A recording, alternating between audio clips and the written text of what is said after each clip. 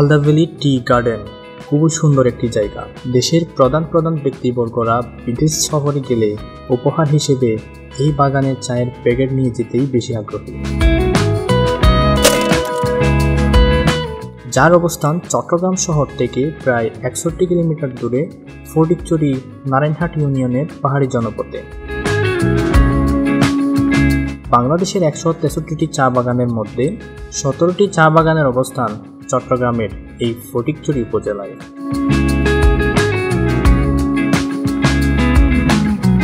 খ্যাতিপূর্ণ চায়ের মধ্যে এই হালদা ভ্যালি চা বাগানের চা অন্যতম। আজকের এই ভিডিওতে আমরা 2025 সালে এসে এই চা বাগানটি নিয়ে কথা বলার চেষ্টা করব, আর আরও বলার চেষ্টা করব কিভাবে আসতে পারবেন এই চা বাগানটিতে। চলেন শুরু করা যাক। In today's video, we will try to talk about Halda Valley Tea Garden.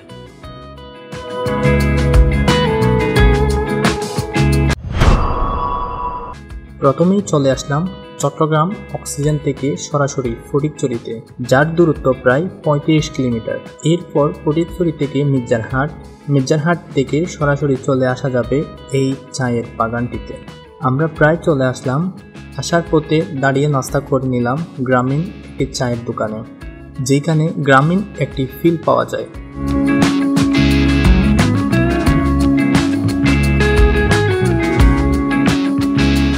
পরে নাস্তা শেষে আবার রওনা দিলাম গন্তব্যের উদ্দেশ্যে। যানজটবিহীন রাস্তা, নেই কোনো কোলাহল, এক পরিপূর্ণ গ্রামীণ পরিবেশ। এবার মেন সড়ক থেকে ঢুকে পড়লাম গ্রামীণ রাস্তাতে। যাওয়ার পথে বাচ্চাদের দৌড়াদৌড়ি, দুই পাশে সারি সারি গ্রামীণ দোকান, রাস্তার দুই পাশে সারি সারি গাছ। যারা শৈশব গ্রামে কাটিয়েছেন তাদের চোখে ভেসে উঠবে শৈশবের দিনগুলো।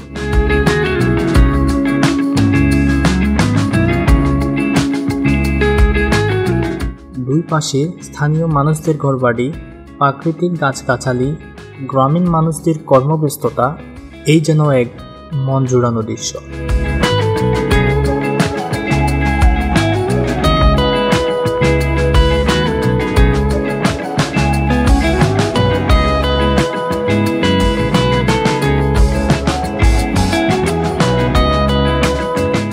বলতে বলতে ঢুকে গেলাম কাঙ্ক্ষিত চা বাগানে, যে বাগানের চা বহু বিশ্বে জনপ্রিয়।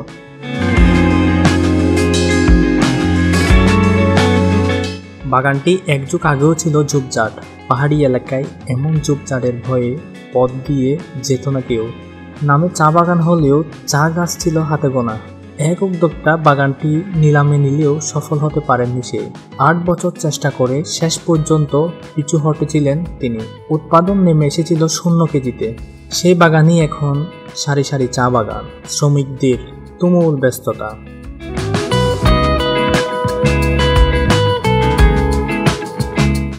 অনেক বাগানকে পিছনে ফেলে চা উৎপাদনে সেরা পুরস্কার পেয়েছে এখন বাগানটি। 2017 সালের উৎপাদনের ভিত্তিতে চা বোর্ড এই পুরস্কার দেয়।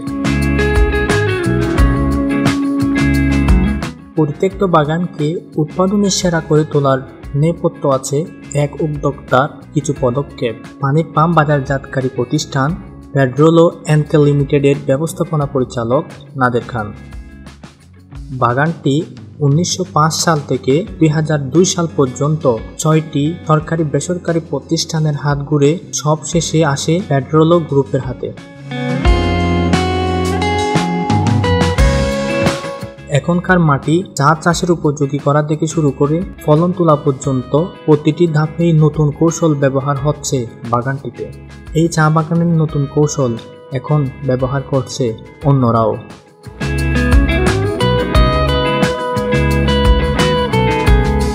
বাগানটি শুধু চা বাগান বললেই ভুল হবে। বাগানটিতে রয়েছে আরও অনেক ফলের বাগান, যেমন রয়েছে বিশাল ড্রাগন ফলের বাগান, যে বাগানের ফল খেতে অনেক সুস্বাদু, যা বাংলাদেশের একাংশ তরতাজা ড্রাগন ফলের ঘাটতি পূরণ করে। সিজন আসলেই স্বল্প মূল্যে নিয়ে যেতে পারবেন ফরমালিন মুক্ত এই ড্রাগন ফল।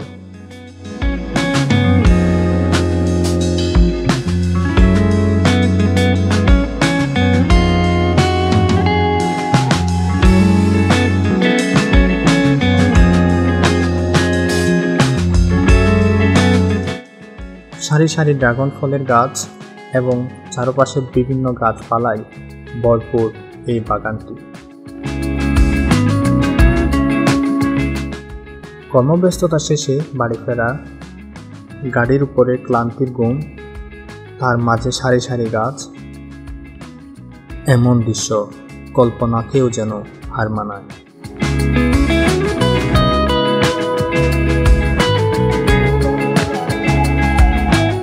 আজকের এই গল্পে এতক্ষণ পর্যন্ত দেখানোর চেষ্টা করলাম একাধিক সৌন্দর্যে ভরপুর চট্টগ্রামের ফটিকছড়ির হালদাভ্যালি চা বাগান। প্রিয় দর্শক, আজকের এই পর্যন্ত, দেখা হবে পরবর্তী কোনো ভিডিওতে। Thank you for watching this video.